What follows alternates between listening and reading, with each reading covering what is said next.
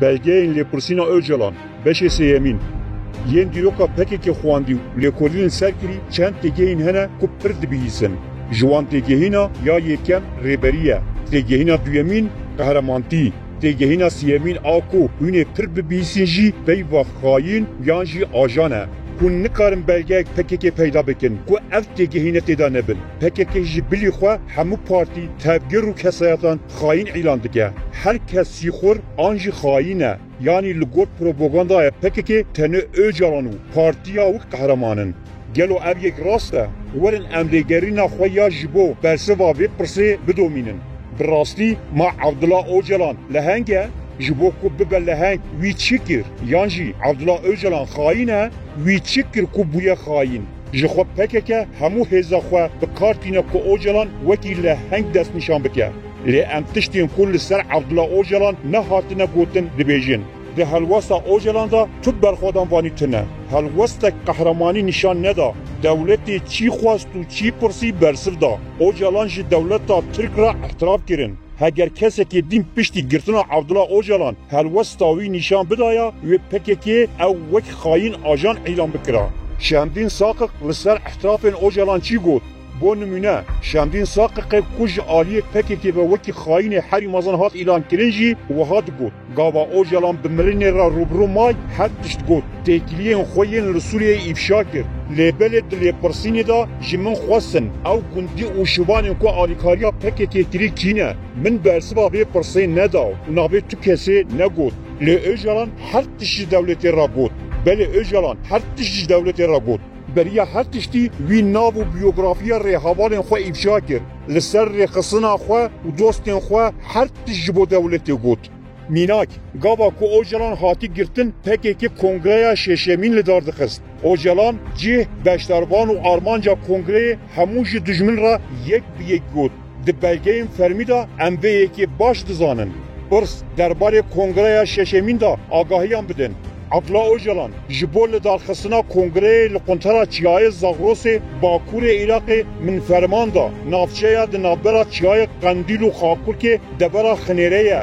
Kongre ji dawiya kanûnê ve tê li darxistin. Di telefonên ku min li beriya 15 Şubat sala 1990 de kirin de ez hîn bûm ku kongre dewam dike û nîqaş gihiştine mijarê cephe. Öcalan di 16 Şubatê da dest bi wan ihtilafa ji dewletê re kir. Yani dema ku Öcalan ev agahî dayine dewletê kongre hêj jî berdewam dikir. Öcalan bê dudilî agahiyê cihê 305 rêveberên rêxistina xwe dan dijminî. Pişt ra jî Öcalan derbarê kongreyê da wiha berdewam kir.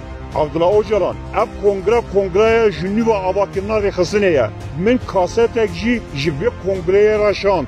Xalên rojeva kongreyê, yekemîn, îdeolojîk, duyemîn, siyasî, sêyemîn babetên leşkerî, çaremîn babetê eyalet û herêma, pêncemîn eniyên xebatê, şeşemîn rexnedan, heptemîn mijarên hilbijartinê tên gotûbêjkirin.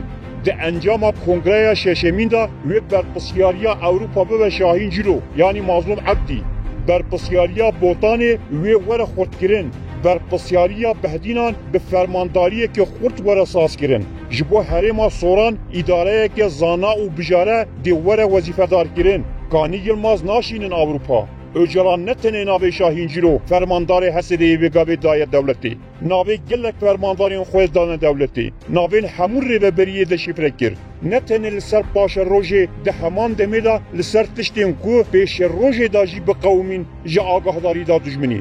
Mînak, Öcalan di derbarê rêveberiya ku dê di kongreya şeşemîn da were hilbijartin wiha dibêje. Kesên wek Cuma, Ferhat, Ewabekir, Abbas, Mahîr Welat dikarin di kometeya navendî da cî bigirin.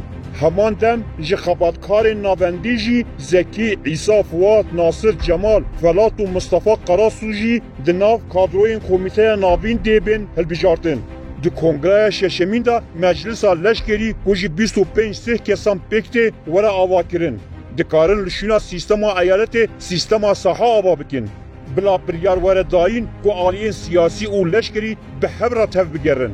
Dê îdare ji kesên kevn û nû pêk were. Dikare li başûr pêtir pêşketinên baş pêk were. Carna dibe ku ew hêz xwe derbazî cihên din jî bikin. Li Botanê dibin fermandariya Bahoz de 1000 hêz heye. لزاغروس لگل ابوبکر در دور 700 حتی 800 هیس هیا دبن برپسیاریا دکتر علی آمد خوندکاری پزشکی 7-8 سال در ناوی خسنه دا 400 کس هنه لارزرومی دبن برپسیاریا یلماز دا در دور 150-200 نفر هنه لدرسمی لگل کازم 350-400 هیس هیا لسرحد دبن برپسیاریا صبری دا 150-200 کس هنه لأیالات کوچگیری دورا 40-50 دبن برپسیارتی علی شیر دا هنه لدریای رش یا دبن برپسیاریا آیهان دا 40-50 کس هیا و دگل دهاش کاپجی حرکت دکن لگارزانه هیز تنه هیز لآمده یا لمردینه در دورا 150 کس کو برپسیاری و فلات بو لیمن و بیس کو اومریه لود پرسگریک یمنو گلک امکانی وانین آبوری هیا لدو حریم باکور عراقی حریم بهدینان دبن برپسیاری عباس دا 1500 هیس هیا او حریم بارزانیانه لسوران 2500 کس دبن برپسیاری جمعه دا هنه سوران جهه که دنابرا خواکورک و سلیمانی ده هزوان 4 جسه لوی درینه لروحا دبن فرمانداریا کمال ساور ده 25 کس هنه لدریا سپی ساری ابراهیم لدورا 800 کس به برپسیاره لباشور 4500 لترکیه جی 3000 هیسنه او جلان یک بی یک نابین همون ریبه برانو آگاهیان لسر وان ده دولتی براستی ده داویا بلگیا فرمیدا ده بیجه لسر و مجاره کاستکو دیاگرامکی برفره هیه براستی عبدالله او جلان یک بی یک نابه همون فرماندارو ده بر دانه دولتی ده بلگه فرمیدا وها هاتیه نویسین لسر و مجاره به هورگیلی کاستو نقشه لگل من موجودن براستی لسر وان گوتنان عبدالله اوجلان دولتا ترک جی ماتمایی دهیله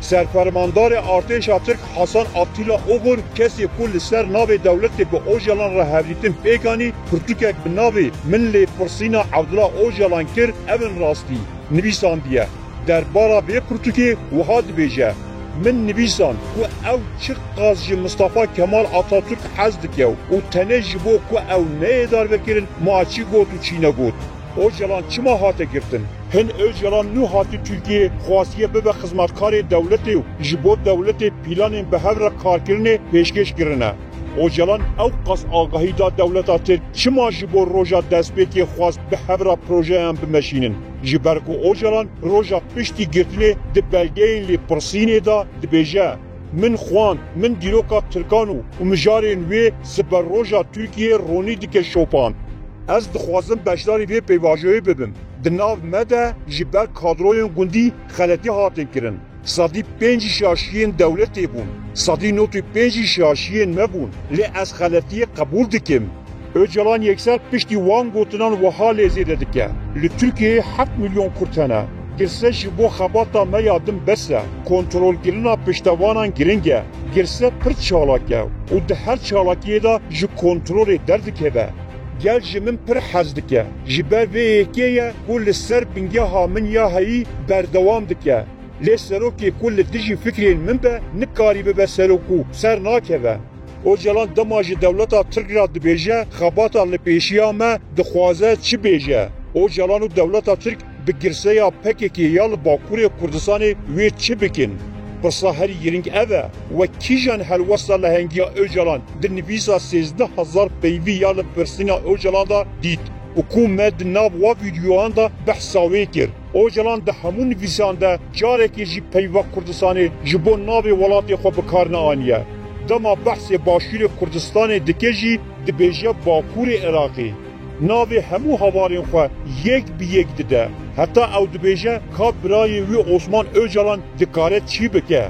Ew peymanek pêşkeşî dewletê dike. Em jî dipirsin dema ku belgeyek wiha li holê hebe û Öcalan ev ji dewletê re gotibe. Gelo Öcalan xayîn e an jî qehreman e.